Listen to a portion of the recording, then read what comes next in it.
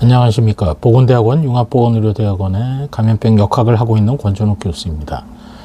오늘은 제가 감염병 역학을 하고 있긴 합니다만 뉴잉글랜드 저널 오브 메디신의 아서 로빈 윌리엄스라는 학자분이 Death and Taxes, Is Alcohol the Solution? 결국 주류세를 많이 올려야 된다는 글을 실었습니다. 최근에 얼마 전에 소개를 해드리긴 했습니다만 미국의 의무총감 서전 제너럴 리포트가 2025년 판이 발간이 됐고, 제목은 알코올과 암 발생의 위험, 즉 알코올 앤 캔서 리스크라는 제목입니다. 아시다시피 미국의 서전 제너럴 리포트는 금연과 암의 문제를 최초로 제기함으로써 흡연의 폐해를 강조하고, 따라서 금연 운동을 이끌었던 선도적인 역할을 했던 보고서를 1960년대에 발간을 했습니다. 이번에 음주에 대해서 타겟팅을 해서 대상으로 해서 리포트를 발간을 했습니다. 전 세계적으로는 2020년 같은 경우 약 74만 건 이상의 암 발생이 음주와 관련이 돼 있다. 미국 같은 경우는 매년 10만 명의 암 환자 발생하고, 알코올로 인해서 10만 명, 또 알코올로 인해서 사망하는 사람이 암으로 인한 사망자 중에 그중에 2만 명이 매년 사망을 하고 있다. 그리고 7가지의 다양한 암과 원인과 관계가 밝혀져 있는 상태다라고 합니다. 특별히 여성에서의 유방암입니다. 여성에서의 유방암 증가에 여러 요인들이 언급되고 있습니다만, 최근에 알코올에도 주목을 하게 됩니다. 기타 콜로렉툼, 그리고 식도암, 간암, 구강암, 그리고 인두암, 오로페링스 쪽에 라링스, 페링스 등에서 다 암을 유발할 수가 있습니다. 더군다나 유방암이라든지 구강 부위에서 생기는 암들은 대개 음주가 시작되자마자 상당히 적은 양이라 하더라도 이미 암 발생의 위험이 늘어난다는 것을 알려주고 있다고 정리를 합니다. 그러면서 4가지의 그 알코올이 암을 발생시키는 기전도 아주 알기 쉽게 정리를 했습니다.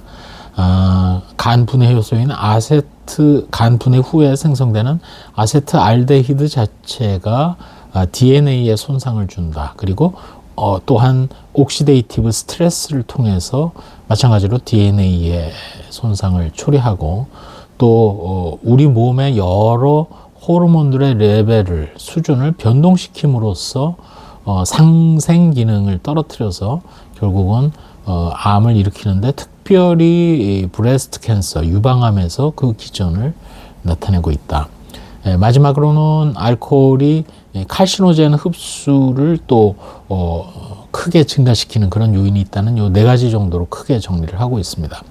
알코올은 아주 적게 마시더라도, 적다는 건 일주일에 한 잔 정도, 우리가 한 잔이라고 하는 거는 뭐 와인 한 잔, 맥주 한 캔, 소주 한 잔이라 하더라도 여성에서의 암 발생 위험을 16.8%나 남성에서 10%나 증가시키고, 하루에 한 잔 마시든 또는 일주일에 한 잔 마시든 그 위험도가 증가되는 것은 사실은 크게 관련은 없습니다. 즉 소량의 음주도 우리가 조심해야 된다는 그런 것이 지난 2025년에 발간된, 금년입니다, 서전 제너럴 리포트였는데, 그거를 강조하면서 최근 미국에서 여러 가지 음주와 관련된 문화가 바뀌고 있다.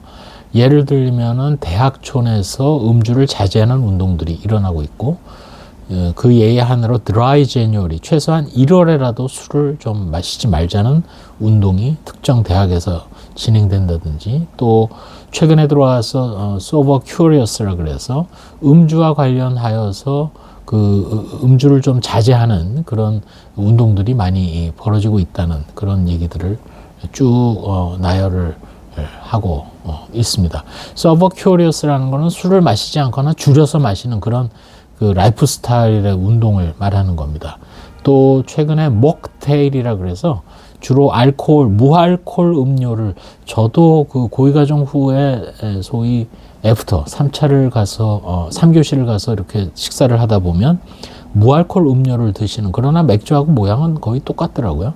그런 것을 영어로는 모크테일, 칵테일이 아니라 모크테일이라 그래서 알코올 프리 스피릿 오퍼링이라고 되어 있습니다만 그런 일들이 와인샵이나 식당에서 벌어지고 있는 것을 쭉 나열을 하면서 우리가 담배에 대해서 매기는 세금보다 알코올에 매기는 세금이 상대적으로 주마다 차이가 있고 너무 낮다.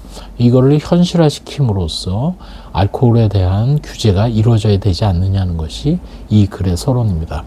테이블에 보시다시피 1933년부터 2018년 사이에 디스틸드 스피릿이라는 것은 이제 증류주에 대해서 순수 알코올의 세금이 1930년대만 하더라도 거의 동등했는데 40년대, 50년대, 60년대를 지나고 80년대 들어오면서 반이하로 거의 지금 한 30%대로 세금 비율 자체가 많이 떨어졌고 전체적인 알코올을 포함한 여러 주류에 붙이는 세금이 많이 감소된 그런 상태라는 것을 실질적인 예를 들어서 기술을 하고 있습니다.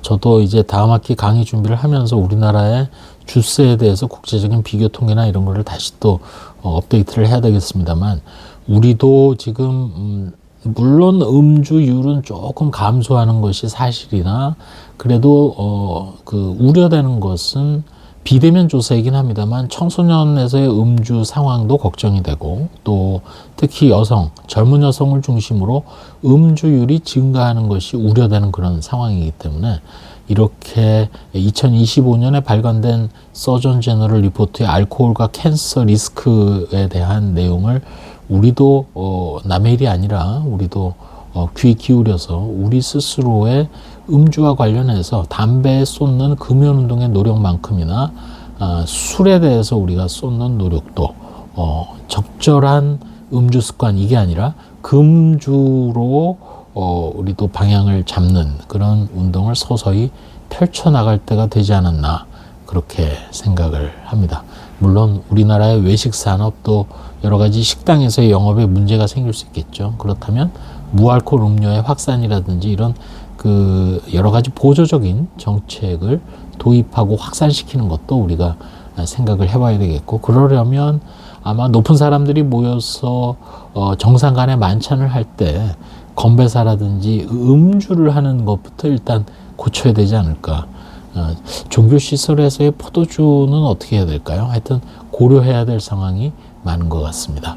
오늘은 뉴 잉글랜드 저널 오브 메디신의 퍼스펙티브로 실린 글 제목이 Death and Taxes is Alcohol the Solution 이라는 글을 참고로 소개해 드렸습니다. 감사합니다.